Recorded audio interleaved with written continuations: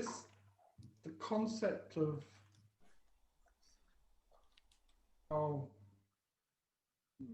so the word that comes to mind is witness. That, and I've read about, this idea of experiencing your life as if you're the observer rather than as the participant, sort of thing. And it's kind of, in my mind at least, connected with the idea of having a different perspective. And, part of what we talk about is, well, one way of looking at it is that when you're kind of lost in something, that you lose perspective, and that when you can gain some perspective, it's in some ways, it's like you're kind of looking, or in some way you're separating from the experience and observing the experience. And I had something happen during the week, which I don't recall ever really happening before, which was that I was having some feelings that weren't particularly pleasant, but the way I kind of related to them was that they were it's like they weren't really me. It was like, in some way, I had more distance, but in a way that I'd never noticed before.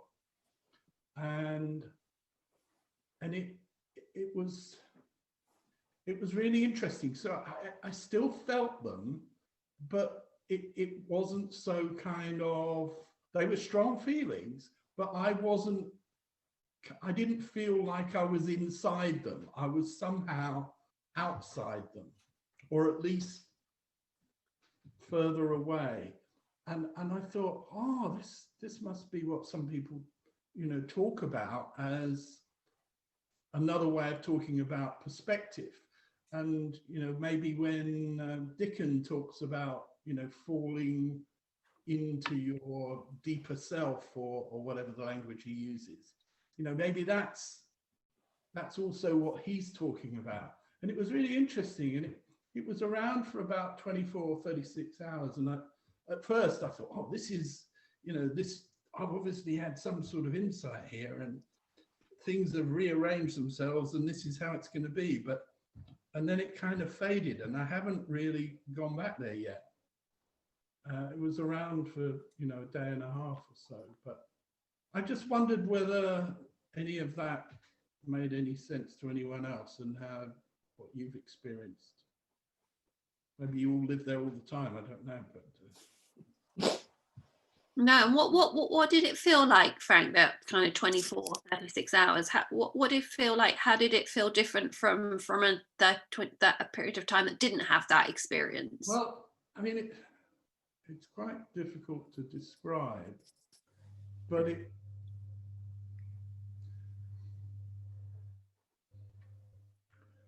I suppose it was kind of like I'm having the experience, or I can kind of, it was, I suppose it was a bit like I had that separation of, my life is the program on the screen, or the television show, or whatever. And I'm living it, but it's not me. It's like I'm the person noticing it going on. Yeah. And I say I'm the person, I'm something that's somehow kind of outside of it. And even the,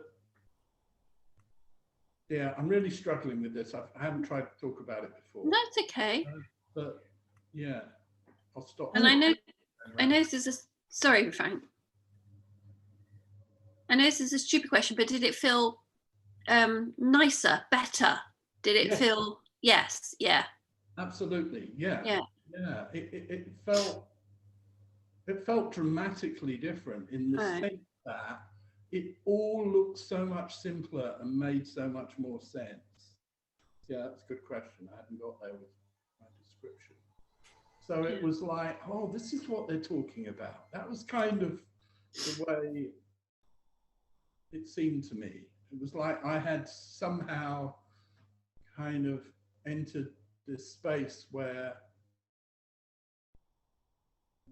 a lot of what we've been learning about kind of made sense at a deeper level, I suppose.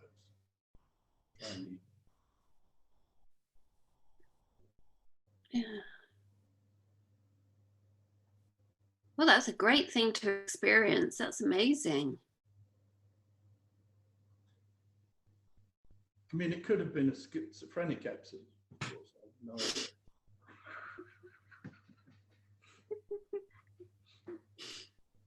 Frank, did anything precipitate that, like, or did it just happen? No, I have no idea what precipitated it. I have no. So yeah, nothing I'm aware of. Right. Just kind of showed up, and I just thought really cool. And I remember thinking, did I think at the time? I'm trying to separate out, because in a way, it was almost like my thoughts about what were going on were the Frank that in some way I was observing.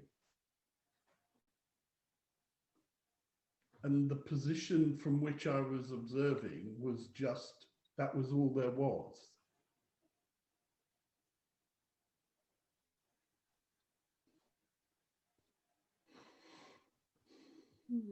You're not all rushing to tell me your like me stories, so I'm obviously having something that's different from other people. I think it's beautiful, and I think it's such a lovely well, I mean, like you said, we've read about it, we've heard about it, and I think, yeah, you know, like when you describe it, like for me, I think sometimes knowing what's going on enables me, like you said with Dick and Bettinger, who often says, oh, I fall back, and he does that, like fall back, you know, and it's like that experiencing what is without putting the special effects onto it, because we can see that actually that's what's going on, is that there's special effects and there's a story going on out there, but actually we are the one who's creating it. I mean, I know what you mean, and I've felt it in glimpses because I recognize what you're saying, but maybe not to such an extent where it's actually been like a whoa. But I think it's so interesting that you said, you know, oh, maybe I'm just having a schizophrenic episode, because how, like I'm assuming, and correct me if I'm wrong, that it felt like a beautiful experience to just be experienced, rather than like, oh my God, something's going on here. Oh yeah, it wasn't scary in the least. It was lovely, and I said, you know, I've said it lasted 24, 36 hours. I don't think I had that perception all the way through that time, but it was kind of, I noticed it over that sort of period, and then I noticed that I hadn't had that same experience since then. I mean, what do you make of it? What do you think? What do you make of it? Well, I suppose I feel like it definitely feels like it's in the right direction. You know, and you know how sometimes people talk about how they've heard people talking about concepts, and then suddenly they really understand what they're talking about. You know, that sort of, oh, I thought I understood, but now I really understand sort of thing. It was one of those, because like you said, that thing, the way Dickens talks about stuff, I suppose whenever I've thought about that or experienced that before, it's always felt like the whole thing is happening inside me. I'm still Frank. I'm Frank having an easier experience. I'm Frank who's now not caught up in his thinking, but I'm still Frank. Whereas this was in some way like Frank was, there was still, this was still me. I suppose maybe I just got in touch with that spiritual bit that sits behind it. I have no real kind of, yeah. I'd like some more of it, but I guess just for the same reason it showed up when it was ready, I can't really go and look for it. Well, I can look for it, but I won't find it. Frank, that's the bit that I wanted to comment on, actually, when you said it showed up, whereas I think it's the other way around. It's there all the time. Right, yes. Yeah.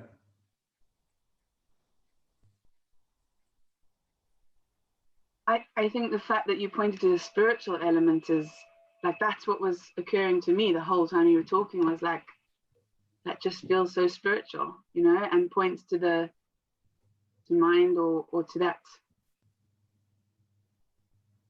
spiritual bit, which as I'm talking about it, I still feel weird talking about it, because I suppose we don't really, you know, it's like I want to say God, but I'm like, oh, I can't say that, you know, but that's what, when you were talking, occurs to me. It's like, wow, what an amazing experience.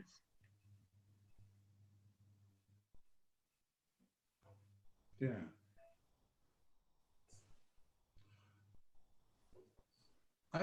I've always really struggled when people start talking about God here, and you know, I've heard lots of people say, and you can substitute any word you like, but I've always kind of thought, well, that doesn't really help because they've all got the same sort of connotations. But recently I listened to something, I can't remember where it was, but I think it was I came away with the idea that spiritual just means kind of something we don't really understand. You know, it's like the mysterious. It's like it's beyond our beyond our understanding, our everyday understanding anyway. And kind of, when I think about it that way, it seems quite easy to allow room for that to be in the way I make sense of the world, because there's tons of stuff I don't understand. And, you know, it's not just things in the world, but things kind of beyond the world that don't, you know, whether you call it physics or beyond physics or spirituality, it's all that kind of, wow, who knows?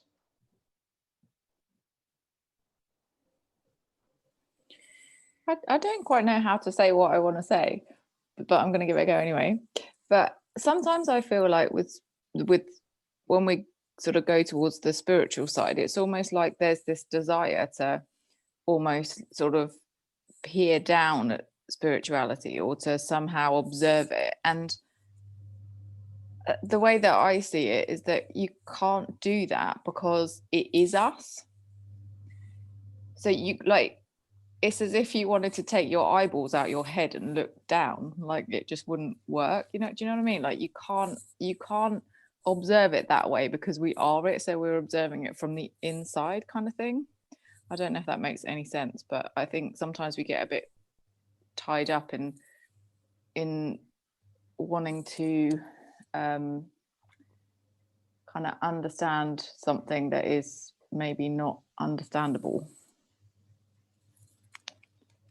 That might not have made any sense at all. It does. I guess it's guess where I'm finding it slightly easier to kind of bring it into my way of relating to it all is almost like a sort of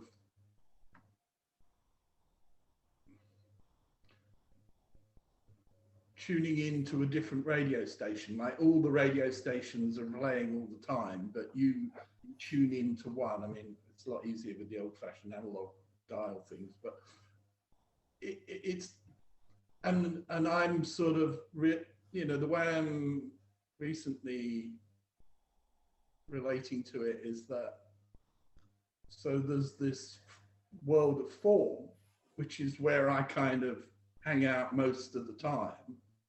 But if I kind of, you know, change the dial a bit, there's this whole different station that plays in, you know, another language, which brings a whole new world into view. And I'm completely sort of, it is very unfamiliar because I just don't go there very often. And it's not, it's like they both exist, but it's, you know, which one do I tune into? And that's kind of working for me at the moment. And opening up the possibility that I want to kind of look in that direction more of the time.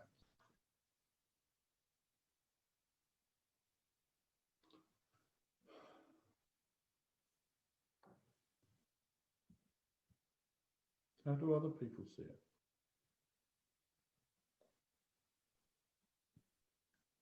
What's coming up for me is, and again, I've not, this call is prompting it, connected to one sentence I read in a book yesterday. So I'm going to try and tie them together, but it's very fresh. So it might be a bit clumsy.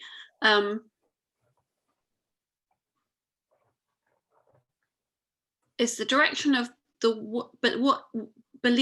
what you believe to be true, permanent, and real. So for me, the non-spiritual side would be the world of form would seem permanent and real and true because it seems objectively there in the world of form.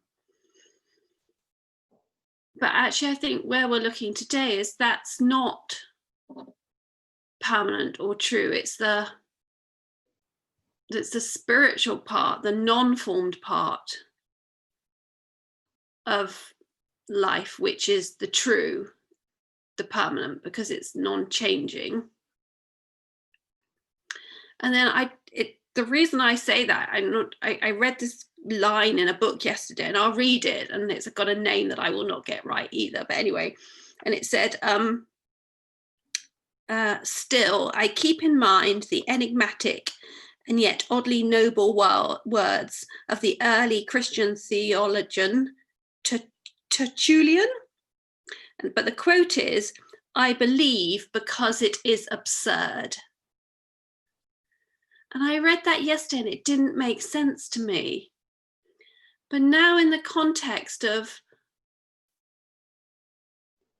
if the spiritual side is the absurd in that it's not in form, you can't see it, but it's like Claire says, it's what's there all the time. And that is absurd in a way I may not be doing his quote justice, but we've always lived in a world where it would be, it's right to believe in the, you know, the objective, the physical, the world of form, and absurd to believe in the world of spiritual.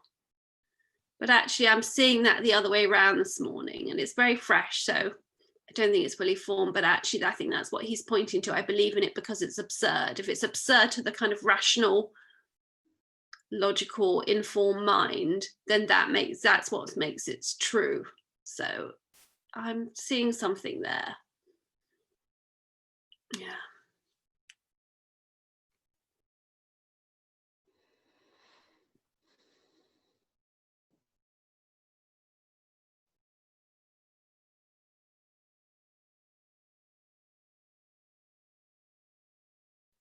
Because I think, sorry, just what's occurring to me now is I think may have felt absurd to believe in the permanence or truth of something that you can't seemingly see or experience. But what I like about what you said, Frank, is you did experience it. That I think that it ties those two things together. It's a felt experience, and there don't have to be words for it. Like you know, when I asked you about it, it was difficult to find the words, as we would all struggle to find the words. And I think it's like, yeah, absurd that the truth is a felt experience as opposed to something that's in form. But that's making sense to me somehow today.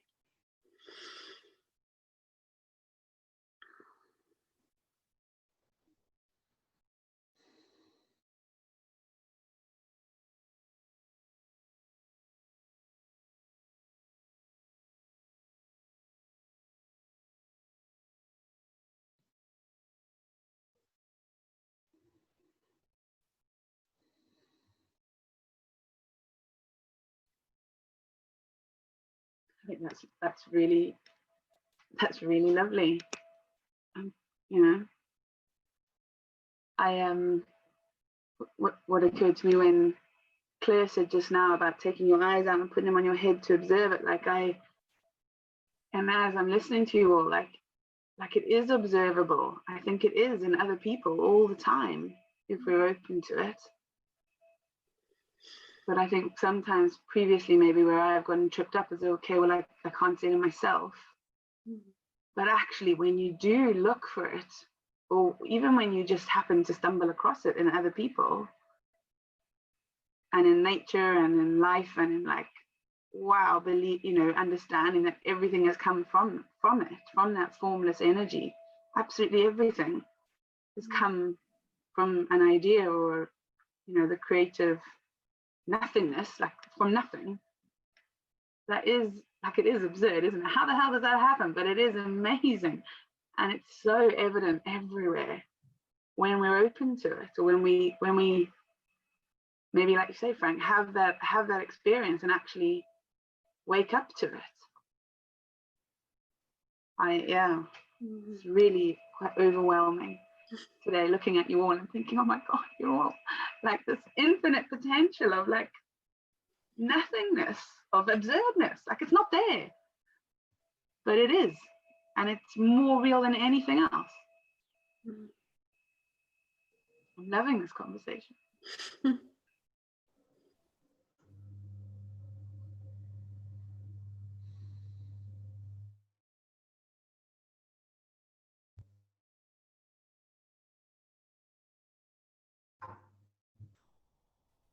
When you're actually talking.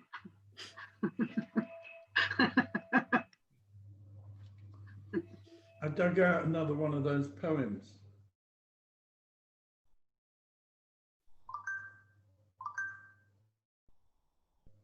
I don't know if anybody's interested.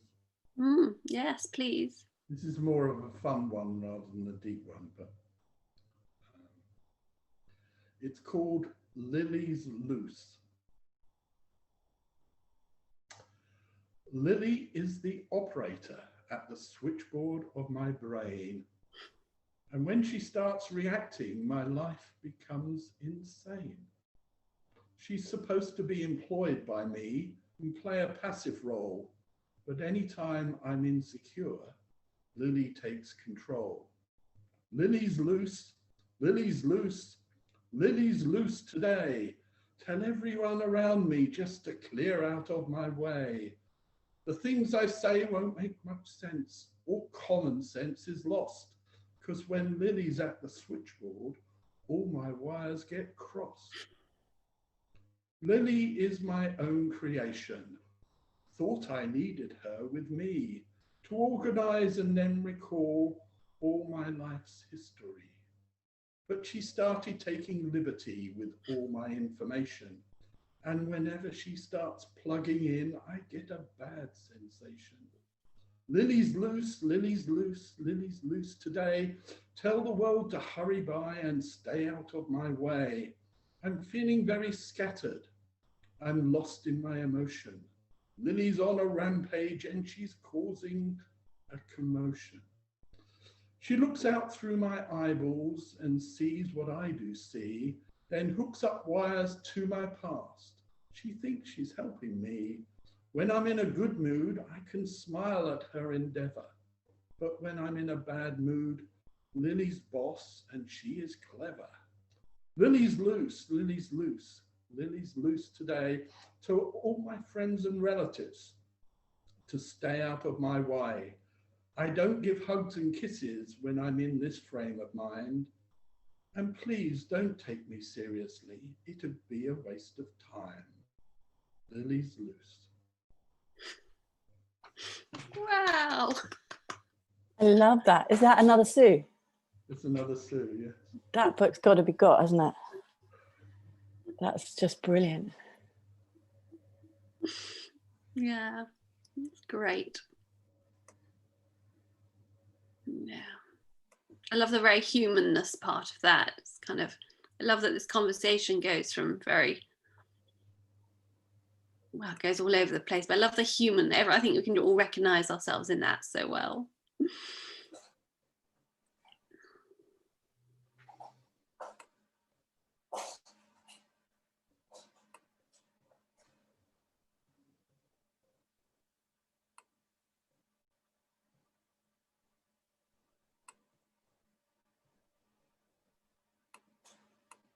That was really, yeah, that's a lovely way. That's a lovely, fun thing. And it's so true. Are we? Doesn't it? Oh, Yeah. doesn't it also point to what we've been talking about, though, in the sense that we have this creation that we make up, that we think of as being ourselves, that we go around the world experiencing it through that sort of persona that we've made up, but actually behind that is the thing that is animating us and is the thing that has brought us into existence in the first place. You know, I just like, yeah, it's a fun poem, but actually it is pointing to that fundamental thing that we've been talking about today. And I think what I meant earlier was that we can experience our spiritual selves in like an experience like Frank had, or in observing in other people and things, but we can't ever, because we're fundamentally made of that spiritual essence, like that's where we come from, we can never experience life not in that, because that's what we are. But aren't there the filters that come down and obscure it? Yeah, like in that poem, exactly, like we walk around thinking that we're experiencing something that's different, maybe.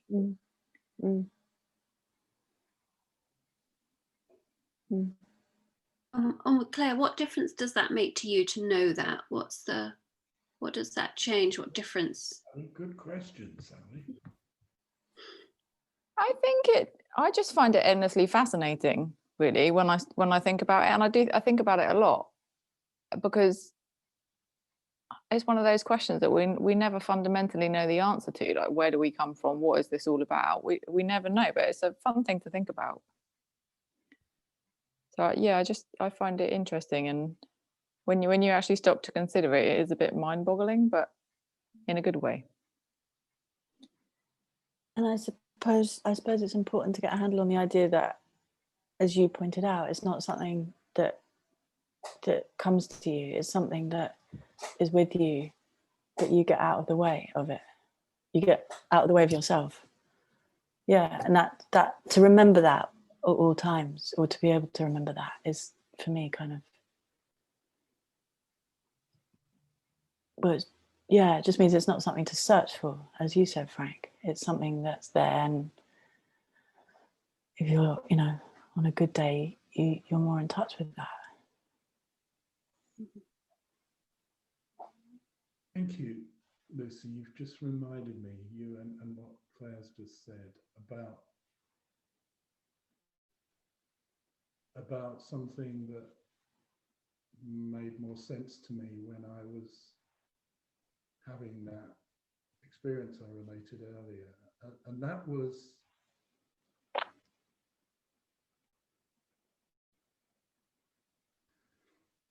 the eternal question, there's nothing to do. the thing we all get caught up with from time to time.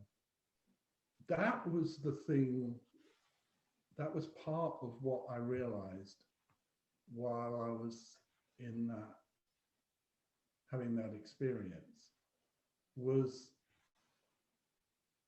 that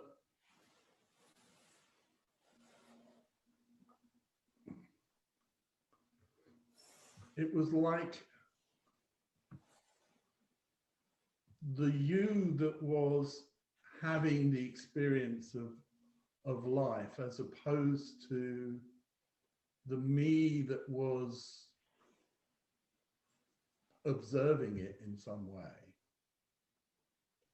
It was like, from the observer's position, it made total sense that there was nothing to do. It was all just taking care of itself. It would all play out as it needed to play out. And I kind of, you know, from time to time, I latch on to certain things and remind myself of them for a few weeks. And the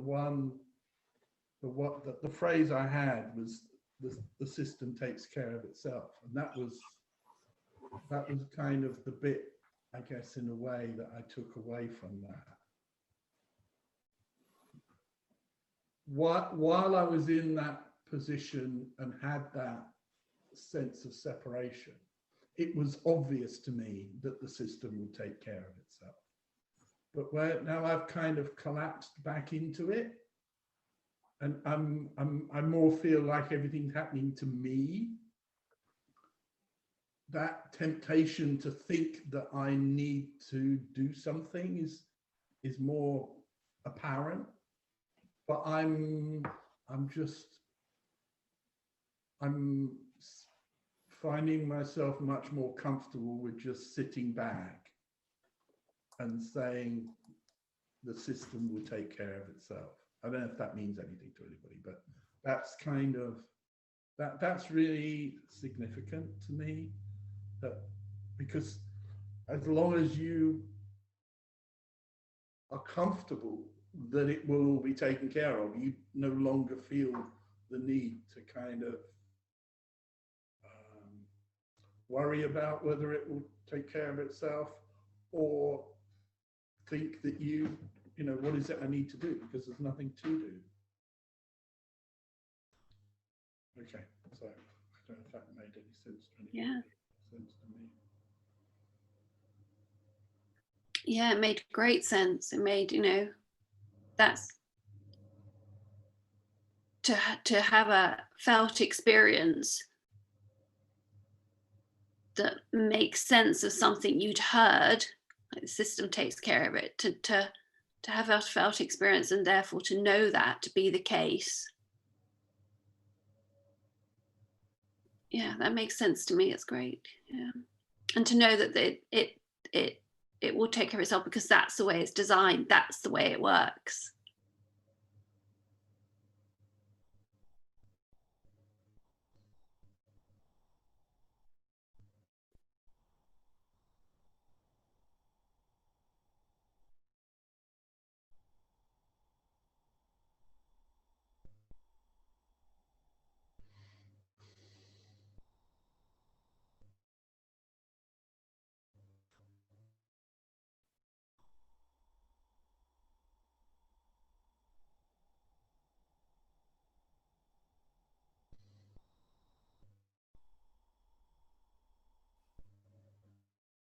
Everybody feel disconnected from their lilies? No lilies on board here?